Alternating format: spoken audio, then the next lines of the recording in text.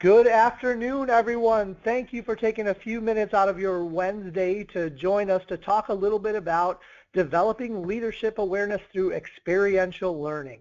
I hope everyone's having a great day. Let's jump right in and introduce myself to you. My name is Joe Lavigny. I'm the Director of Training and Development here at CAPSIM Management Simulations. I'm going to tell you a little bit more about CAPSIM briefly and then explain my role and what I know about leadership development and what we work on. So who is CAPSIM? Well, we've been around since 1985. We're traditionally a business simulation company. Our simulations are used by over 100,000 students last year in over 800 universities around the country and around the world. We're considered the top business simulation that you could possibly use at the university setting. On the corporate side of things, this is where I come in. So as the Director of Training and Development, I work with organizations all over the world to help develop, design, and even deliver corporate training programs. They're based around leadership development, business acumen, strategy, team building, sales enablement, project management, business acumen for HR, and even finance for non-finance managers. So what we try to do is use our simulations to create this experiential learning opportunity. Really what we believe in is learning by doing. And we follow that 70-20-10 model whenever we deliver programs using these simulations.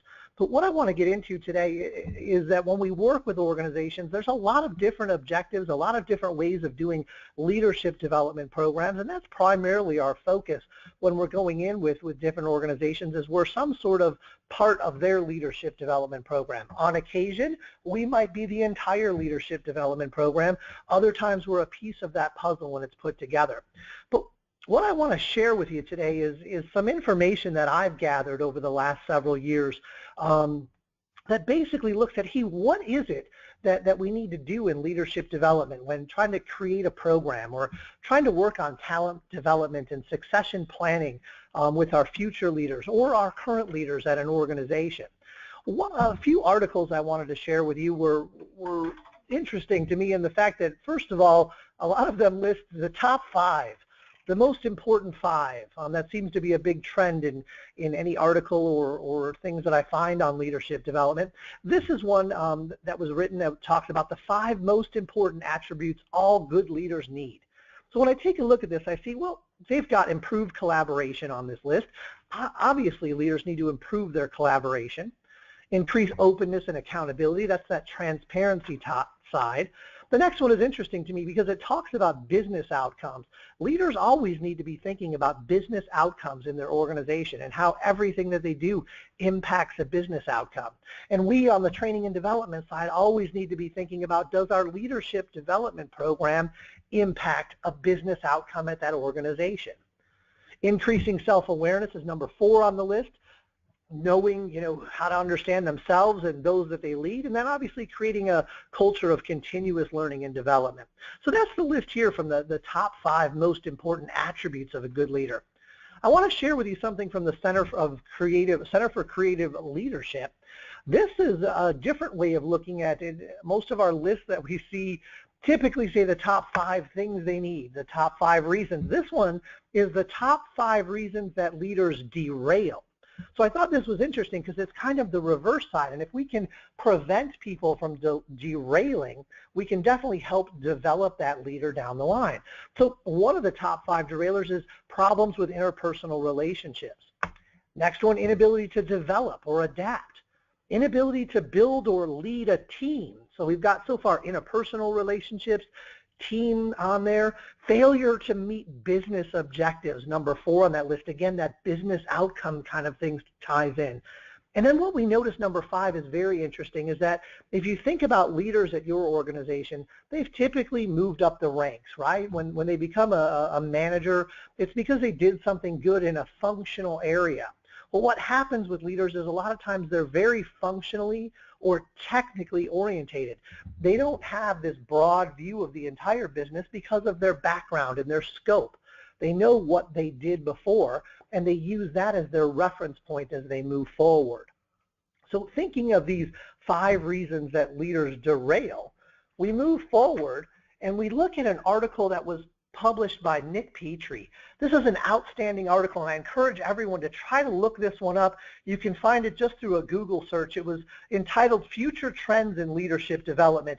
And what he looked at here first in the article was what are the challenges that leaders actually deal with today? Not leadership development side, but what challenges do our leaders have? So we've learned a little bit about some attributes, and I'm sure you've read some of those other articles that talk about those things, but what are the real challenges that leaders are facing? And we need to really think about that if we're going to talk about creating a leadership development program. So some of the challenges, overwhelmed by information overload. Think about how much information is coming into those leaders on a daily basis. The next two kind of tie in together if we think about cross-functionality and eroding organizational boundaries and clarity. You know, this really tie together. No more do we really see that one manager that's, you know, only solely worried about his own department. They really need to think about how everyone interacts together on a daily basis. And that really ties into one of those derailers of functionality if we think about it from the last slide.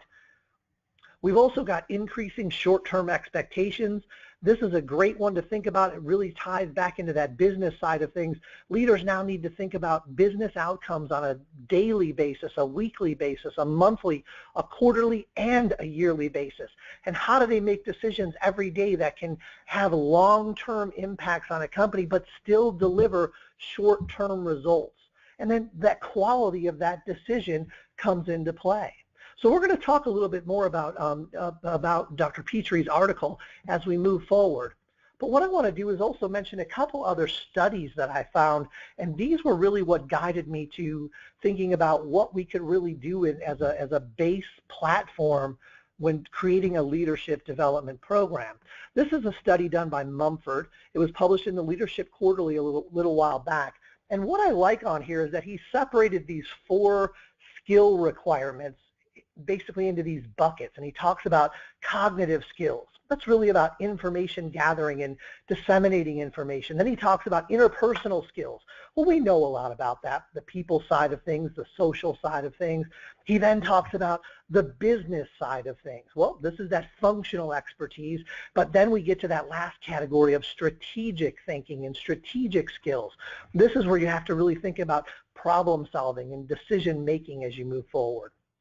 What Mumford did was he actually took this and developed what he called a strataplex and said, as you move up the ranks as a leader and you get higher and higher, you use all of these skills, but you might use them at a different level. So let's take a look at Mumford's strataplex. And what we can see at the very bottom is those junior level managers, those newer managers.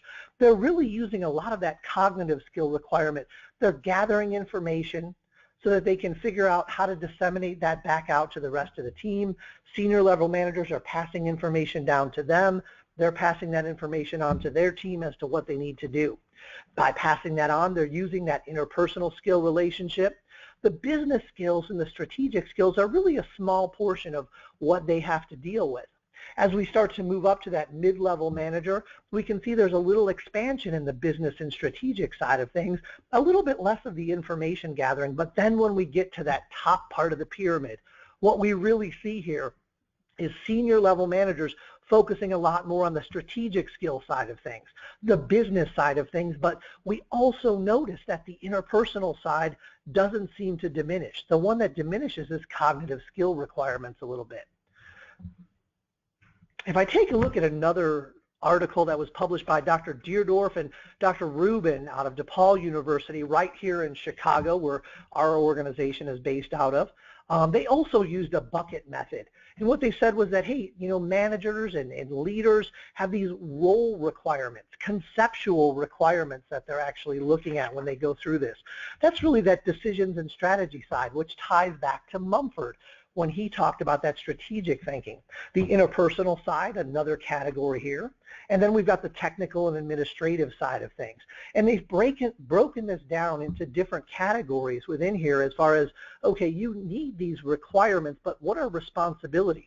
What portion of this is knowledge that you need to know? What portion is a skill, and then what portion is a trait? And there's always that discussion about knowledge, skills, and traits. Which comes first, and which of those can you develop? And then what place does that have within your responsibilities in your group? So taking all of this kind of information and piecing it together as far as, what leaders really need, we first need to take a look at what is the challenge in our leadership development side. So we know some challenges that we just talked about that leaders face, but what's our challenge when we're creating leadership development programs? Well, historically, these development programs have focused on competencies, right? Mostly focused on defining the qualities of a leader. Enhancing ownership now of the development onto the individual is another challenge. There's less and less time that we can pull these leaders into these long programs, 2 weeks at a time, and build their leadership skills up as we go through. We have to sometimes say, hey, some of this is on you as a leader. So how do we put that onto the individual and get them to buy in and have ownership of their own development? What we really know, though, is because time is short as we move into this time period, we know that leaders need a new approach to how they can be developed. And we're really struggling with the old-fashioned way of someone standing up and saying, this is what you should do to become a leader. We need new approaches. People need to be engaged. They're busy. They need to jump in and be engaged so that they can buy into that ownership. So this is again from Dr. Petrie's article on future trends in leadership development. So gathering all of this together, when I think about what are really the core things we need within a leadership program, I really believe that leadership starts with awareness. Now I put some definitions up here, and I love to put definitions up, and really if you look at the very bottom of this slide, what you see is knowledge or perception of a situation or fact is really what awareness means. But if I go to the top, that's my favorite one on this page. I love when they give you a definition with the root word in the definition. It doesn't help you that much, does it? The state or condition of being aware. Well, again, translate that down, and it's really about knowledge, perception of a situation or a fact is what awareness means. So now let's take leadership and combine that with leadership awareness. If we're going to develop leaders, we need to have this idea of where we're going to go with that. And the idea that I came up with, thinking of all of those studies and a few of the articles that I presented to you, were the fact that leadership awareness is really this core foundation for all leaders. The knowledge or perception of oneself, the knowledge or perception of a team, the organization, and the business. So let's dive into this a little bit, and let's start by talking a little bit about self-awareness. This is really the foundational level. Self-awareness is really understanding who we are and how we're similar or different from others, how we see our personality, our traits, our values, our behaviors. It's what we think of ourselves. But whenever we're trying to really develop self-knowledge, we have to know if that knowledge is accurate or not. So how do we get a valid self-view? How is it compared on an external appraisal? How can we really find out if we know ourselves as we move forward? So I've got a couple thoughts to think about, and most of you that are on this call are probably very familiar with 360 reviews. They're used all over the place. I'm not going to explain what a 360 review is. What I want to talk about is when you're looking at creating a leadership development program and you think self-awareness is truly a foundational standpoint in where they need to be, what you're looking for on a 360 review is the gaps in self-perception. Take that gap, whether it's a gap score that you look at and you say, hey, this leader thinks they're the great communicator. They're the Ronald Reagan of communication. But yet, when they look at their peers and their senior managers and those that report to them, they get much lower scores on that. That's a score that they can simply look at and say, wow, apparently I'm not communicating as well as I thought I was. And now we've created an area for future development. Now it could be up to that individual where you say, hey, you need to go and figure out a way to communicate better. Maybe you openly talk to your team about what you can do to communicate. Maybe you go to someone that can help you take a class or read a book about communication or find a way to practice.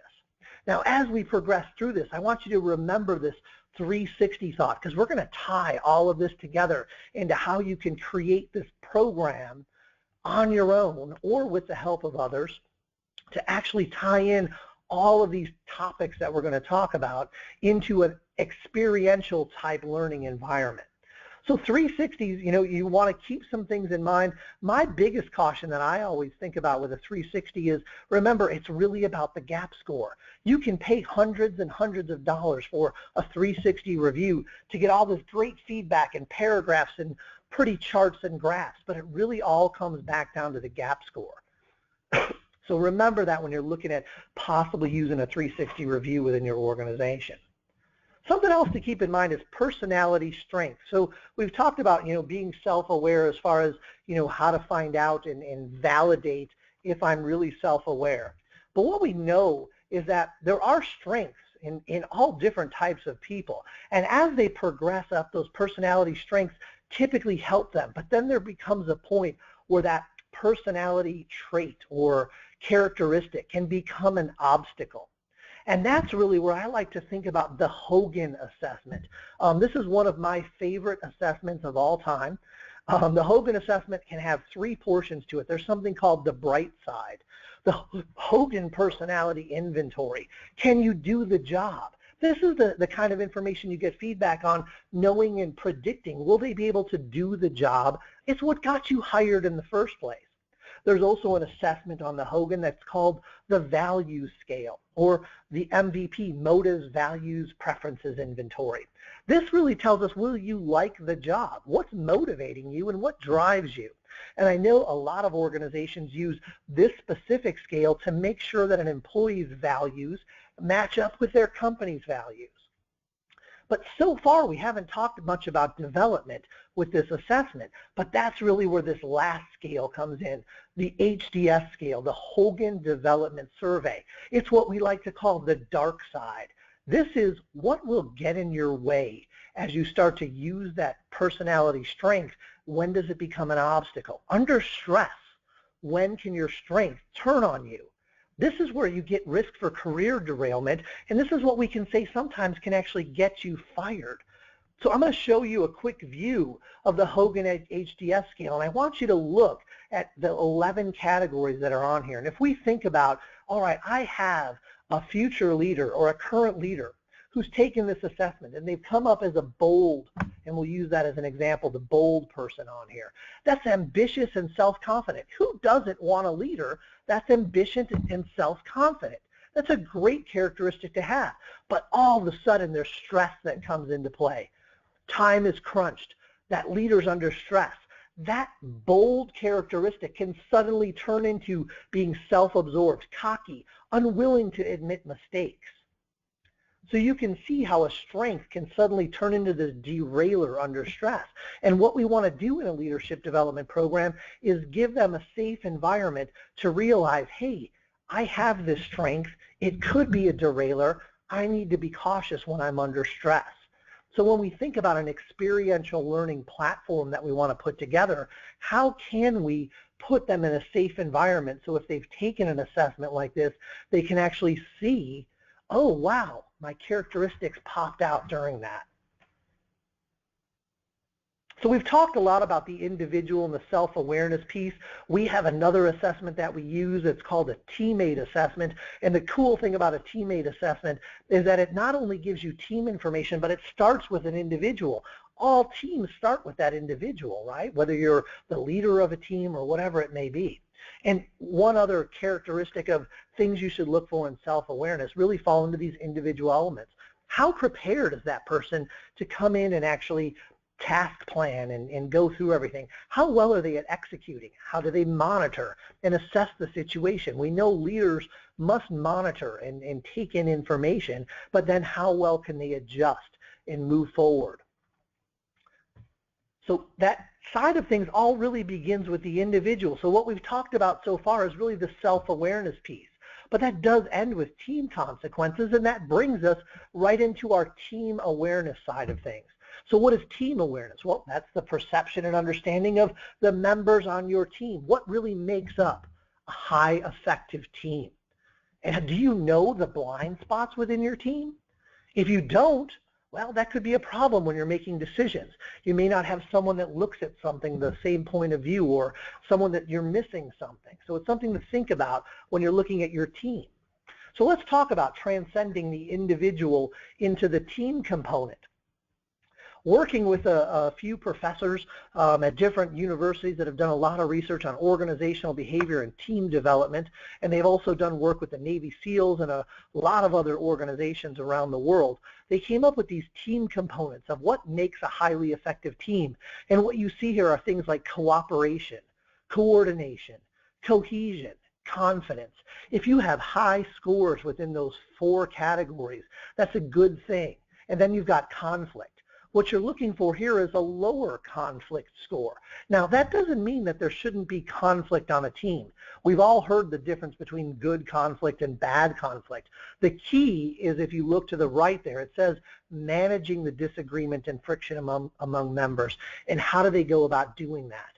So again, if you're thinking of creating an experiential program, how do you make someone self-aware and then throw this team concept into play so that they can have a team activity and make it experiential to experience what it's like working on their team or just what it's like working on another team.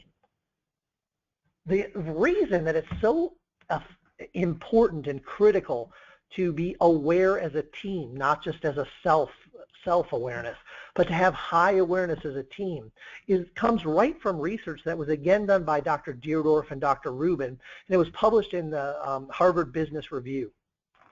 This was interesting. There was over 600 to 700 individuals that were placed in an experiential learning session using a business simulation as a platform. And what they found out was that if the teams had low self-awareness in some of those categories that I showed you on the previous slide, specifically coordination, conflict management, and they weren't really confident in their decision quality. The teams that had low self-awareness actually had a lower probability of success in the results of the business simulation versus those teams that had high self-awareness. They knew that they were coordinating their efforts. They managed their conflict well. They were able to be confident in their decision qualities. Those teams had a higher probability of success. So again, when thinking about this, where can you give a group of potential leaders or current leaders a platform, a safe place to work in a team so that they can start to develop this team awareness side of things? Another tool you might want to use is something the MBTI you may all be familiar with. This is really how and why they interact with teams the way they do. Now, a lot of people use the MBTI as a personality and a self-awareness piece. I've used it for that as well. I've worked with organizations that have used the MBTI as a self-awareness piece. But boy, I got to tell you, my favorite way to use the MBTI is to pull the team table exercise out. If you don't know what the team table exercise is, well, basically you take those 16 categories or preferences that people have, and you plot out everybody in that team where they're at on there. This will help you identify blind spots. If we think about an MBTI, you've got columns there, right? The columns, the ISTJ, going down all the way to the ESTJ. Well, what that tells us about that column is that these people are typically bottom line people. Moving over, we've got another column where people are more customer service type people. So if you plot out your team on this category, on this chart or this table, you can see where you may be missing something. And I'll give you a great example. I worked with a large hotel chain a while back, and they plotted out their leadership team. So we were working with about 20 of the mid-level leaders at this group, and we plotted them out on this team table. And what they noticed, and keep in mind, hotel chain, what they noticed was that nobody fell into that second column. Nobody on the leadership team was a customer service preference type person. They had a realization that this was a blind spot for them. So they had two choices. Well, let's go hire somebody who's a customer service kind of person. Or should we just be aware that when we're making decisions that we need to keep the customer in mind? And I really like going with number 2. You don't need to go and fill every box within the MBTI team table. You just need to make sure that you're aware when making your decision that you may have a blind spot that you're not filling. So the MBTI team table exercise can really help a team make better decisions as they go through. The next part of our leadership awareness piece goes to organizational awareness. So we showed you a slide earlier that cross-functionality side of things can really come into play and be a derailer for leaders. So this really amounts to, hey, cross-functional collaboration and breaking down silos is key in an organizational awareness piece of the puzzle. Questions you should consider. Who does what at an organization? Who do I go to when I need to get something done? And when I go to that person, how can I speak their language? And picture this in your head. An HR person talking to a finance person. Two very different languages. An engineer talking to a marketing person. Two very different languages.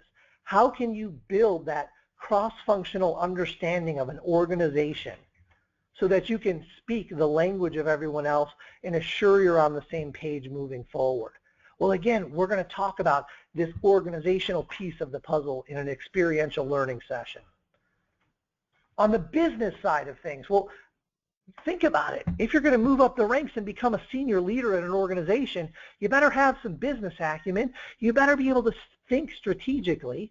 And when you're making decisions, they really should be data-based, and you should have some basic financial acumen as you move forward with it, as a leader. The strategic execution side really comes into play. A survey conducted in 2013 of nearly 700 executives found that only 8% of leaders are really good at both strategy and execution. And then they thought, well, are strategy and execution the same thing? Can a strategy even be successful without execution? Well, no, they're two different things. The strategy is the high level. The execution is how do you go get it done. So strategic thinking and understanding database decision making and understanding the business as a whole and how everything you do on a daily basis impacts that organization on a financial level, because that's typically what you're reporting out there as a financial level at the end of the quarter and at the end of the year, and how everything's measured within an organization. So that business piece of the puzzle is really that fourth and most crucial and final piece of the puzzle as you move forward through that. Looking at another article that was just recently published in the Harvard Business Review, Deborah Rowland actually talked about our leadership development programs that are out there. And she said, well, a vast majority of the programs are really set curricular. They're delivered through this classroom setting, they're rationally based, and a lot of them are individually focused methods. Participants are taken out of their day-to-day workplaces, and they need to be inspired by an expert faculty who comes in and works on a case study with them and gives them personal feedback, giving them the latest takeaway on leadership thinking. And they walk away with that, and now they've got a badge for their resume. Is that really what we're talking about when we looked at back at Nick Petrie's article where he said the future of leadership development? Well, no, Deborah doesn't believe that either. What she said is you have to make this experiential. Make it a living laboratory. At times it should be uncomfortable. A practice arena. Use business simulations. Wow, I was excited to see that when that was in there. What she's talking about is their being, not just their doing. Now, we believe in learning by doing, but you have to be there, physically be there, and mentally be there. And when you think about faculty and subject matter experts, remember, whenever you're getting a subject matter expert or faculty who's leading any sort of leadership development program, they need at this point to start acting more like a Sherpa, more like a Yoda, if you will, and less as an expert, not up there teaching and telling, but more of guiding them as they go through the process. So I'm going to talk to you a little bit about an experiential session, and Deborah Rowland mentioned simulations. I'm going to briefly talk about what a standard simulation experience might look like, but then we're going to talk about, well, how do you really make this experiential and relevant to an adult? To an adult learner, it has to be relevant. So if we think about a standard simulation experience, participants become the executives of companies. They maybe work in a manufacturing environment in the simulation. They compete in teams and form a strategy. They'll make decisions in a variety of departments. Condensed time frames. They're making decisions for an upcoming year. You simplify some of that big data that you get and try to make a decision based off of it.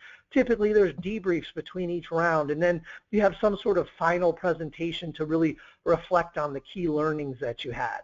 That's a standard simulation experience. But if we're trying to really make this different and really experiential, just the simulation alone is not enough. And I work for a company that does simulations, and I'm telling you, a simulation alone is not enough. You have to tie it in and make it relevant. You have to bring in that self-awareness piece, the team awareness piece, the organizational side, not just the business simulation. So what I'd like to share with you today is basically bringing all this together. How do you tie all this into a program? We know we're all limited in time when we're creating leadership development programs. So how do you do it? Well, first of all, I don't think I've told you guys anything that's earth-shattering at this point. You've probably heard a lot of this before. Self, team, organizational, business. How do you put it all together? Well, I'm going to talk to you about a client of ours that we've worked with on their leadership development program, Universal Resort. Universal Resort has a full one-year program that they run their employees through. I'm only going to talk about our portion of that. So when I first talked with the folks on the training and development side at Universal, one of the first things I need to find out is, hey, what are your objectives? What are you really trying to get out of this program? I'd love to hear the business outcomes that you're trying to achieve and what behaviors you want to change, but let's at least, at a minimum, find out what are the objectives, and then I can continue on and ask why are those your objectives if that's what we're starting at. So some of the objectives that I was given were building business acumen. Hey, Joe, we need to understand business analysis. We need our people to be able to have better decision making and have a systems thinking kind of mindset as they go through this. Their second objective was building leadership effectiveness. Well, it wouldn't be a leadership development program if you weren't trying to make your leaders more effective. And what they really pointed out to me here was that it was all about enhancing self-awareness as they went through this. The third objective was building relationships. Well, now, hey, this reminds me of that team side of things that we just talked about, the collaboration side, the communication side, communicating between leadership pairs. So think about communicating between leadership peers.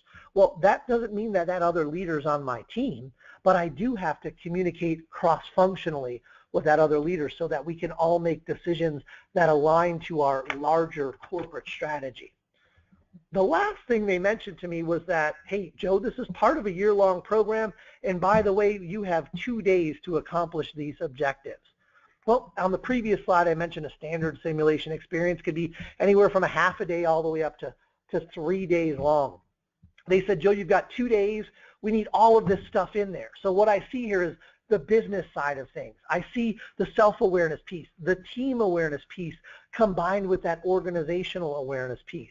We really need a program that hits all four of these. So the experience that was created for Universal was a 2-day program just like they asked for. Improving business acumen and strategic execution. So how did we go about doing that? Well, we started with using our most difficult business simulation as a platform, and we used 5 rounds. Each round of the simulation is 1 business year. We correlated the manufacturing environment to what Universal does. Does Universal Resorts actually make a product? Well, when I asked the participants in the very first program we did, hey, what do you guys manufacture here?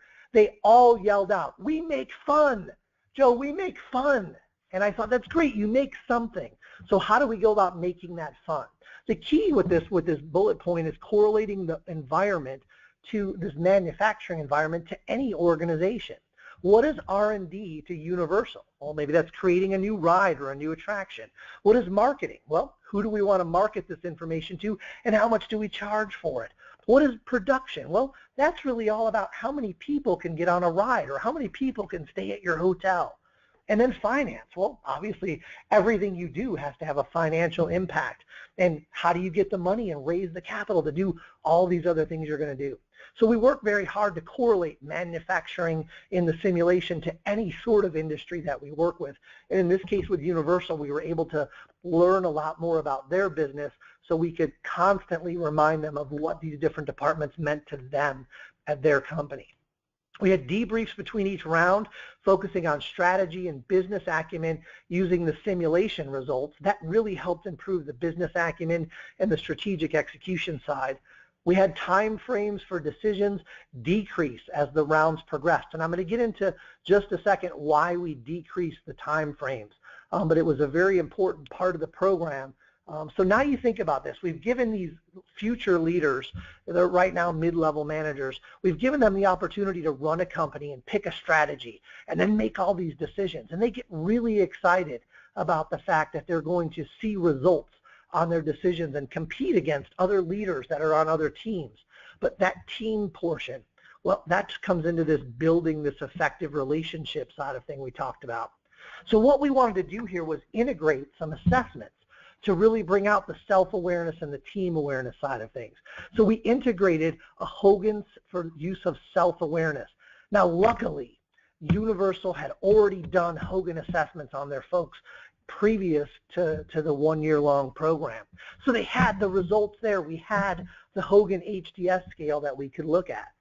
They had already actually done an MBTI assessment as well, which was great. We were able to take a team table, plot it up on the wall, and then break down mini team tables of all of the teams that were working together for this 2-day project so that they could see the differences and what blind spots they may have when they were making decisions and going through this. We integrated some additional assessments. We used that teammate tool that we talked about earlier, the one with the 5 C's, the cohesion and coordination and conflict and cooperation side of things. And what we wanted to do was use that as a feedback tool similar to a 360, and the reason we didn't use a regular 360 in this program was that these folks didn't work together on a daily basis. So what we wanted to do was give them a 360 of this 2-day program. And that's kind of how the teammate tool worked. There was that individual feedback as well as team feedback that they could look at and say, okay, what can we improve upon as we move into round 3 or 4 of our decisions? So the debriefs that we did between rounds didn't just stop at the business and the strategy side of things. We then stopped talking about business and strategy, and then we debriefed on some of these assessments. We had a round where we talked just about the Hogan. Another round where we talked just about MBTI. Well, someone asked, Joe, how do you talk about a Hogan when it's very personal and it's for that one person? How do you talk about a Hogan? What we do with that assessment is we say, on average, in this group that we have in the room, how many of the people fit into each one of those 11 categories? And are there a couple categories that really stand out as derailers for the group as a whole? And we talk about those derailers once we compile that information. And so that was how we really talked about the Hogan assessment there as we went through there. This is a little snapshot of what the actual program looked like. These are completely changeable and when we work with different clients, but you can see we introduce our simulation, but then we got into round 1 where they picked their strategy as a team, and then they actually had a debrief of that round, and we talked more about the business side to begin with. They did a teammate survey after their round 2 so that they could get some feedback going into round 3. But again, in round 2, we were still focused on the business side. Once we jumped into day 2, that's when we really started to hit. You've had time to work as a team, and you've had time to feel each other out and see where you fall in these categories. How can you improve upon knowing your MBTI team setup, knowing the results you've gotten from the teammate tool? How can you improve upon your decision making as you move forward? The really great thing about this whole thing is that it's all an extremely safe environment. We're in a room with 20, 25 folks. They're in a safe place. They can crash their companies. They can have a derailer actually pop out and come into play during this scenario and have a self moment of realization that, wow, my derailer just popped out. So I want to talk to you about that with the outcome side of this and how this works with the outcomes in this experiential learning session. So we'll start with the smile sheet, right? We all use smile sheets out there. Overall, I would recommend this program to a peer or colleague. Well, 100% had said that they would recommend it to a peer or colleague. My team's performance and business results will improve as a result of this experience. 96% of the people said that performance and business result will improve. Stretch, which is the name of the program, the Stretch alumni from last year have been raving about their experience. This is actually an email that I just got the other day, raving about their experience last December with us, and they're telling their new cohort, they're raving about the excitement they had and what they learned from this and how they've been able to use it. They've got the new cohort that we're working with in a couple weeks so excited about this program and ready to jump in. A few quotes that we got from the bottoms of the smile sheets. One person said, I couldn't sleep between day 1 and day 2 because I was having nightmares about running our company out of cash. Another person said, well, this experience was a lot better than anything I experienced in business school. Another person told us, I came in thinking this was just a game, but then my stressors showed up. And we're going to talk a little bit more about this person in just a second. And one person told us, hey, it wasn't as bad as I thought it was going to be. That's always good to hear, right? So consistent outcomes that we did hear feedback over the last couple programs were that leaders were asking better questions. What can they do to address their customers' needs? What is our competition doing and how can we respond to that? How much risk should we take right now? How will this decision impact other parts of the organization? And these are all really important questions that leaders should be asking on a regular basis. I'm going to go back to a couple things, but if you remember that gentleman that said, my stressors showed up. Well, this is a little case of behavioral change that I want to share with you. And we're going to call this one You Own It, and I'll tell you why we call it You Own It in just a minute. You see what I have on the screen here is that Hogan scale again, right? Well, this person actually rated very highly in the bold category, and they also rated very highly in another category on the list, the bold category, as well as the, I believe it was the diligent category. Sorry, I lost my place for a second there. So they were bold and diligent. So this is an ambitious, self-confident person who's careful and meticulous as they go through their daily basis of decision making. So as we go into the simulation, this bold person said, I know what to do. This is how we should run our company. He got everybody on board and told them what decisions that they should put in, and they were popping in those decisions. They got their results for round 1, and they dropped like a rock. Their company sales dropped, profits dropped, things were not going well. Well, this person said, I'm confident and bold in round 2. I know what I'm doing. I'm going to push us forward and fix this. I'm not going to let us go down. I'm going to fix it. I'm not admitting that I made a mistake. Well, that starts to slide over to this derailer category, unwilling to admit mistakes. And he pushed that team. And when we got the results for round 2, what we saw was that the team actually ended up in an emergency loan status. They ran out of cash. Well, he went further, actually took over typing the decisions for the team. Not alone was he telling them, this is what we should do. Now he was typing it in. And the rest of the team was just sitting there going, what do we do? He's not letting us do anything anymore. Round 3 results came out, and bam, they crashed even further. And all of a sudden, the realization came out because we started talking about Hogan and team self-awareness. And at the end of round 3, he had the awareness portion where it popped out, and he said, wow, we're crashing because of me. I'm not letting anybody do anything. I'm not listening to anyone. And then he looked at his own reviews, his 360 reviews he had taken previous to our program that had nothing to do with our program, and he realized his team was saying that he doesn't let us do anything. So he went back and he changed his management style to a style that we call You Own It. This is what he said. You have an idea? Great, run with it. You own it. I have a project I want you to work on. You own it. All I want you to do is tell me how it's going.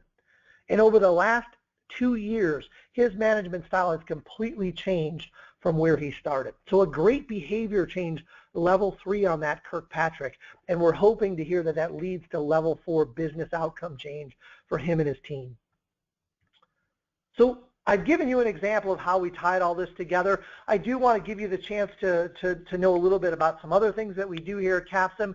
I want to invite all of you to possibly take a look at our business acumen workshop that we have coming up in January. You can earn some HRCI credits, get a little feel for what we do, expand your business acumen a little bit. This one is geared toward HR folks that are out there. We'll work a lot about organizational strategy and HR's role in that strategy, performance metrics in that strategy, calculating ROI, but a lot about strategic decision making and business acumen as well. Now, being that we're from Chicago, you all know the Chicago Cubs won the World Series this year. I hope you know that, because, man, we sure know it here in Chicago. But it took us 108 years to do that. So we are running a little special that we want to share with you guys. If you sign up and mention that you got there from, this website or from this webinar, you can actually get the program fee for $108, a huge discount from what we would typically charge for a program like this. It'll give you a nice chance to help you get some credits, build your business acumen, help get a role, a leadership thought mindset, within what you do on a daily basis, and also get a little taste of what we do here at CAPSIM and how we build that. If you want more information on CAPSIM, on what we do, any resources that we've talked about throughout this webinar, on leadership, on where we're coming from and what we're thinking, and other stuff we've done, because we've done a lot of different styles of leadership development programs with companies, I've got information up here for Kirsten, who you can reach out to by email or phone, or you can go to our website on there as well. And we're running pretty close to the end of our time, but I want to allot some time for any questions that may pop up that anyone may have. So I do want to say thank you to all of you for joining us. I'm going to hang out on the line for a few minutes with some questions. If you can't think of any right now, that's perfectly fine. You can email or call us later. And again, I'll pop up Kirsten's information. So we're going to hang tight for a minute while we wait and see if anybody types in any questions, and we'll try to read those questions out to everyone and answer. Thanks again, and I hope you guys have a great holiday.